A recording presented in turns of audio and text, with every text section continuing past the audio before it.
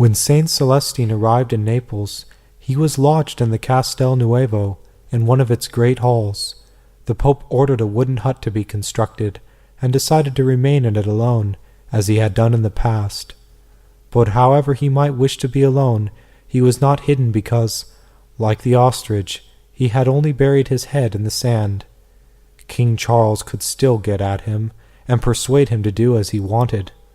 However, Celestine did not contrive to remain at peace in his cell, and to find time to think over the many situations in the Church.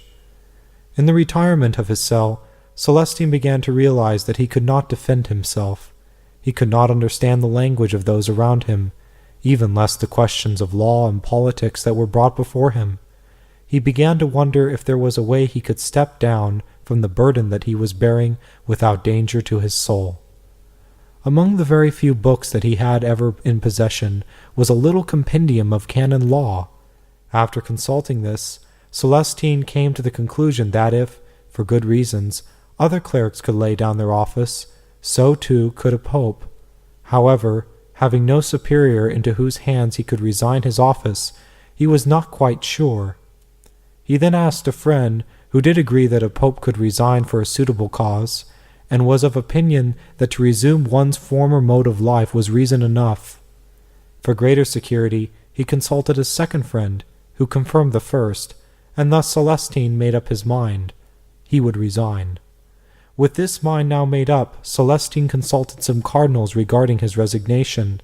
Of these was one naturally Cardinal Benedict Gattiani, who was acknowledged generally to be the most learned of his brethren, and who, even by Celestine's disciples, is called the wisest and most upright cardinal of his time. Benedict assured him that it was permissible, and even adduced instances of some popes who had already done so.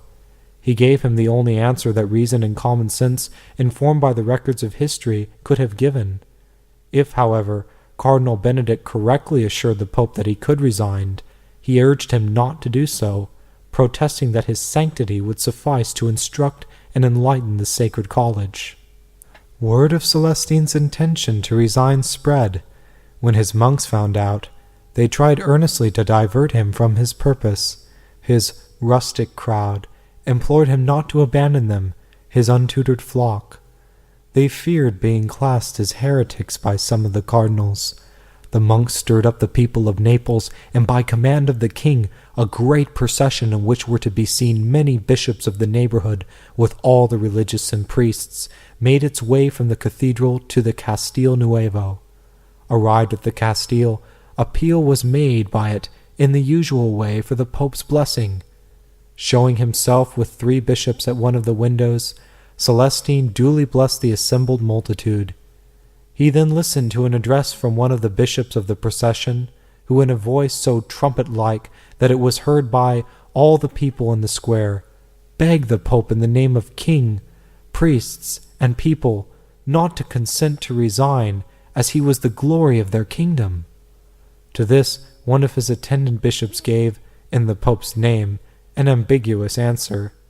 Supposing that his petition had been granted, the king's orator intoned the Te Deum, which was taken up by the whole procession. This took place about the feast of St. Nicholas.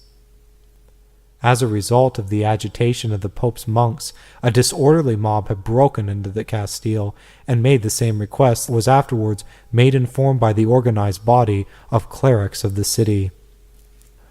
Celestine summoned the whole body of the cardinals a day or two after the dismissal of the mob. When he had put before them his previous mode of life, he asked them whether old age, formed habits, ignorance of Latin or of polished speech, limited intelligence, experience, and training were not reasons enough to justify his resignation. Though the cardinals could not but agree that the reasons adduced were sufficient to justify resignation, they urged him to test his powers and to remain in office for a time longer, and meanwhile, refraining from following bad advice, to pray himself and order prayers to ascertain the will of God for the good of the world. Public prayers were accordingly ordered, and for some 8 days Celestine so acted as to allay all suspicion that he still entertained any idea of resigning. Meanwhile, however, with the aid of Cardinal Gattiani, he drew up a deed of renunciation. The cardinals were ordered to meet the Pope on the feast of St. Lucy, December 13th. Swinging open the very door which still gives interest into this magnificent apartment, they found the Pope seated on his throne in full pontificals. When he had signified that he did not wish any interruption, Celestine suddenly produced the deed of renunciation which, with pale face, he read out clearly to the assembled fathers. He told them that, of his own accord and free will, he resigned the papacy, as his age and other defects rendered him incapable of fulfilling its duties, and he wished to put an end to further disasters, and to attend to his soul's salvation. He then exhorted the cardinals to show their care for the world by electing a worthy pastor who would lead the flock to pastures abundant and fresh, and who would correct the many mistakes he had made. Then, to the profound astonishment of the cardinals in front of him, straightway descending from the throne, he took off, one after another, the insignia of the papacy, his mitre with its crown, the red mantle, the ring, and the other pontifical, even to the alb. All this he did with every sign of joy. If he took the chair of Peter with sorrow, he left it with gladness. He then withdrew, and returned wearing the simple garb of his order, and taking the lowest step on the throne, said, "Behold, my brethren, I have resigned the honor of the papacy, and now I implore you, by the blood of Jesus and his Holy Mother, quickly to provide for the Church a man who will be useful for it, for the whole human race, and for the Holy Land." When he had said this, he rose to go, but the cardinals, who had not been able with dry eyes to look at the scene so touching in its simple humility, entreated him not to leave them until he had duly provided for the future. To put the situation in order, it would be well if he would decree that a pope could resign, and that the cardinals could accept such a resignation. A decree to that effect was accordingly at once drawn up and signed, and afterwards inserted by Boniface in his Liber Sextus of canon law.